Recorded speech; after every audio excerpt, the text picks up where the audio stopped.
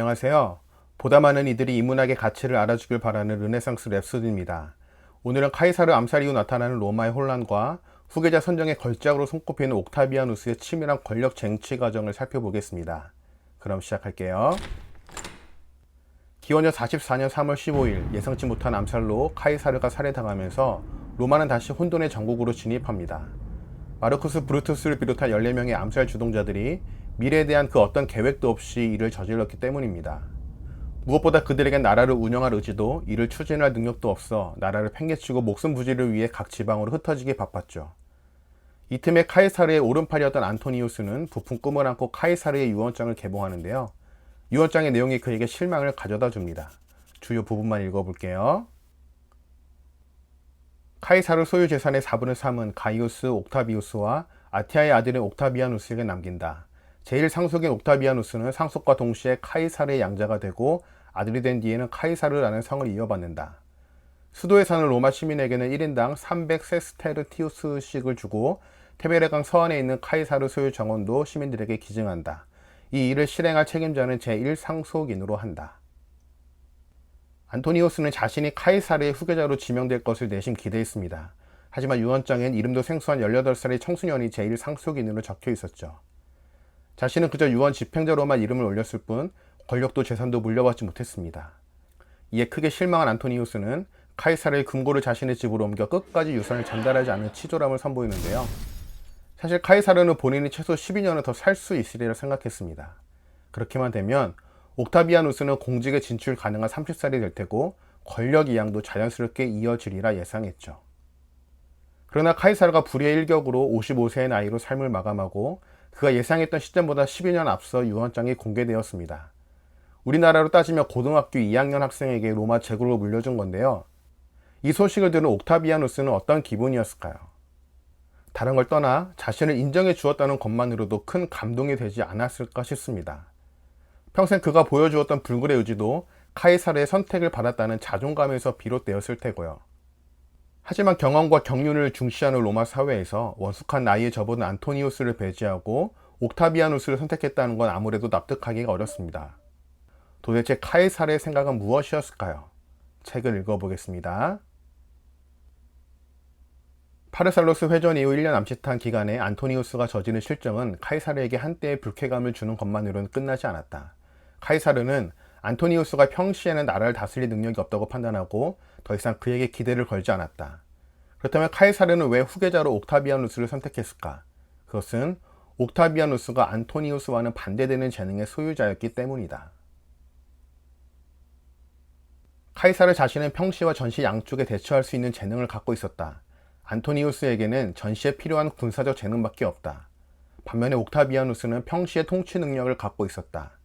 카이사르는 그것을 꿰뚫어 보았지만 옥타비아누스가 전쟁터에서 필요한 재능을 갖고 있지 않다는 것도 꿰뚫어 보고 있었다. 방어를 위해 노력하지 않고는 평화도 성립할 수 없다고 생각한 카이사르는 군사적 재능이 모자란 옥타비아누스를 그대로 후계자로 삼는 것은 부적절하다고 판단했다.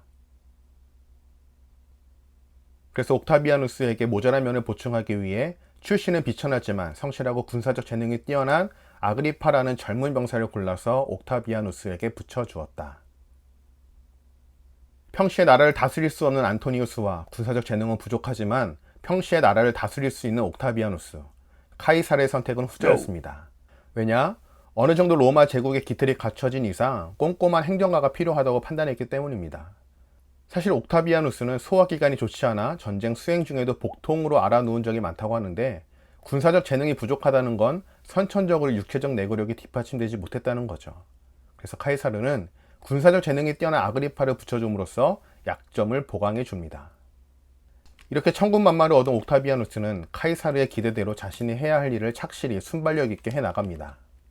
특히 후계자로 선정되었다는 소식을 듣자마자 로마로 향하는데요.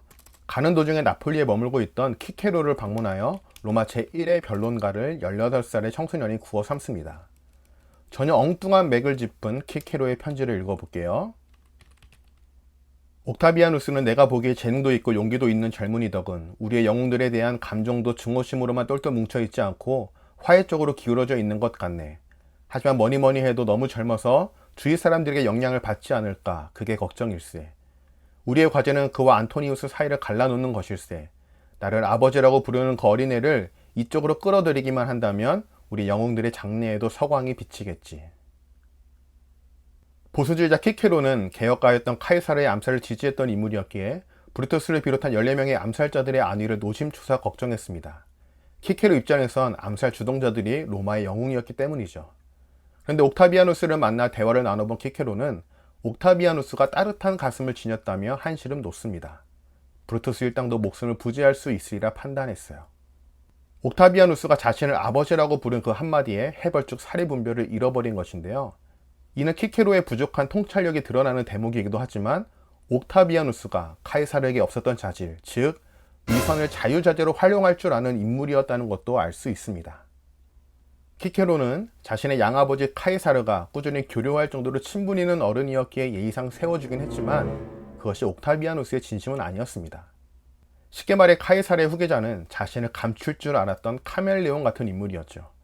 그렇게 혼란스러운 로마 전국도 가랑비에 옷 젖듯 주도 면밀하게 안정시켜 나갑니다. 하지만 그의 방식은 카이사르와 달랐습니다. 이전과는 다른 추운 겨울바람을 몰고 오죠. 책을 읽어보겠습니다. 적이었던 사람까지 용서한 카이사르의 관용이 어떤 결과로 이어졌는가를 잊을 수는 없었겠지만 안토니우스도 옥타비아누스도 결국 안토니우스이고 옥타비아누스일 뿐 카이사르는 아니었다. 악명 높은 살생부, 그리고 생전에 카이사르가 끝내 거부했던 술라식 공포 정치가 부활했다. 살생부를 작성할 때 누구보다 일관되게 피도 눈물도 없는 냉혹성을 보인 사람은 옥타비아누스였다고 한다. 관용은 이제 복수로 바뀌었다. 옥타비아누스가 얼마나 무서운 인물이었는지 느껴지시나요? 경험과 연륜이 어느 정도 쌓인 중년의 나이도 아니고 20살 남짓의 청년이 잔혹한 복수를 계획하고 추진했다니. 누군가는 그를 풋내기로 보았겠지만 이미 그는 노예한 정치인을 넘어서는 눈구렁이었습니다. 특히 언젠가 맞붙을 수밖에 없었던 안토니우스와의 대결도 제2차 삼두 정치를 발족시키면서 명분과 실리를 한꺼번에 취하는 묘수도 선보였고요. 자신의 힘이 약할 때는 잠시 수그릴 줄 알고 필요하면 적에게도 손을 내미는 냉철한 정치 감각. 카이사르의 후계자로 어떤가요? 어쨌든 안토니우스, 옥타비아누스, 레피두스를 결성된 제2차 삼두 정치는 카이사르의 정적들을 모두 살해하며 목표를 달성합니다. 그 후 로마 동쪽은 안토니우스, 서쪽은 옥타비아누스가 양분하에 담당하는데 같은 하늘 아래 태양이 두 개일 순 없듯 결국 안토니우스와 옥타비아누스는 로마의 제1인자를 놓고 대결을 펼칩니다. 객관적인 전력상으로는 안토니우스의 우세가 점쳐졌지만 하나의 변수가 전체 판세를 흔들어 놓습니다. 바로 안토니우스가 카이사르의 옛 애인이었던 클레오파트라에게 푹 빠지는 바람에 대선은 옥타비아누스에게로 기울죠. 물론 안토니우스는 자신의 진가를 유감없이 발휘하며 녹슬지 않은 전투력을 선보이지만 그리스 지역의 낙티움 해전에 참전한 클레오파트라가 지옥 같은 전쟁 상황에서 정신적 충격을 받고 패주하자 이를 본 총사령관 안토니우스가 전쟁을 내팽개치고 클레오파트라의 뒷공문을 쫓아가는 말도 안 되는 행동을 하고 말죠. 한 명의 인간으로 군인으로 도저히 용납할 수 없는 처사였습니다. 이로써 카이사르가 죽은 지 14년이 지난 기원년 30년, 로마의 패자가 정해집니다. 책을 읽어볼게요. 기원년 46년 북아프리카의 타푸소스에서 폼페이우스파를 무찌르고 귀국한 카이사르가 시정의 기본 방침으로 삼은 것은 클레멘티아였다. 기원년 30년 안토니우스를 무찌르고 귀국하여 16년 전에 카이사르와 마찬가지로 로마 세계의 최고 권력자가 된 옥타비아누스는 시정의 기본 방침으로 팍스를 내걸었다. 로마에 의한 평화, 즉 팍스 로마나의 시작이었다. 그러나 평화는 원하고 부르짖는 것만으로는 실현되지 않는다. 카이사르는 로마 세계의 새로운 질서를 생각하고 수립하기 시작했지만 뜻하지 않은 죽음으로 중단할 수밖에 없었다. 33세의 옥타비아누스에게는 카이사르가 미처 이루지 못한 이 신생 로마를 확립하는 막중한 임무가 기다리고 있었다. 기원년 44년 3월 15일 카이사르의 육신은 죽었다. 그러나 카이사르가 정말로 죽은 것은 기원년 30년이었다. 이때부터 비로소 옥타비아누스의 시대가 열린다. 아니 이제는 아우구스투스라고 불러도 좋을 것이다. 초대 황제 아우구스투스에 의해 카이사르가 타도한 공화정 로마를 대신하는 제정 로마가 시작되었기 때문이다. 새로운 체제를 확립하기 위해서는 참으로 많은 노력과 시간이 필요한 것 같습니다. 지난한 싸움 속에 꾸준한 인내는 필수 요소이고요. 오늘은 여기서 마칩니다. 잘 들어주셔서 감사하고요. 구독과 좋아요는 언제나 큰 힘이 됩니다. 모두 좋은 하루 되세요.